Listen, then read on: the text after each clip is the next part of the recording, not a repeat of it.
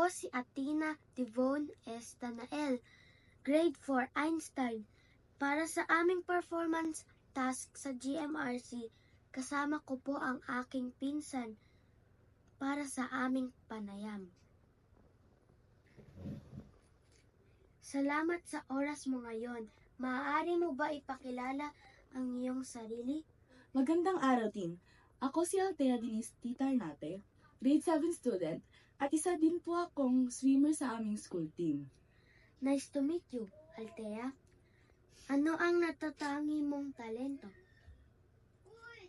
Ang natitangi ko pong talento ay ang pag-swimming. Mahilig po ako mag-swimming at sumasali na rin po ako sa mga kompetisyon para sa school namin. Paano mo natuklasan na magaling ka sa swimming? Noong bata pa po ako, mahilig na po ako maglaro sa tubig. Nagsimula po ako mag-aral mag-swimming noong 5 taon na ako. Napansin ng mga coach na mabilis ako matuto, kaya sinubukan po nila akong isali sa mga training sessions ng mga mas matatandang bata. Napakahusay. Sa pagsisimula mo sa swimming, may mga naranasan ka bang mga problema o hadlang?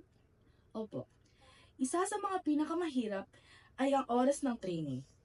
Minsan po, kailangan kong gumising ng sobrang aga para lang mag-practice bago pumasok sa school.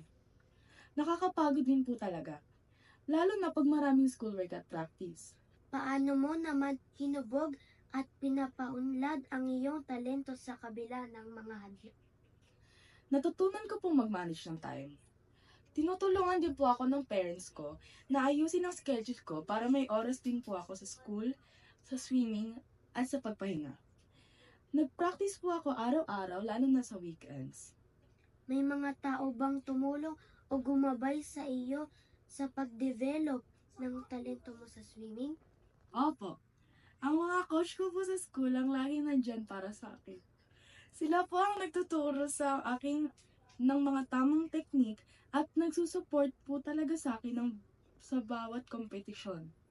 Supportive din po ang aking mga magulang sa lahat ng kailangan ko. Ang galing naman! Sa huli, ang mga payo mo para sa iba na gustong mapaunlad ang kanilang talento sa swimming. Ang payo ko po ay huwag kayong susuka kahit napapagod. Mahalaga po ang patience at tiyaga sa training. At higit sa lahat, dapat pong mahalin nyo ang ginagawa ninyo para ma-enjoy kayo at hindi ma-burden na ang training. Maraming salamat, Althea.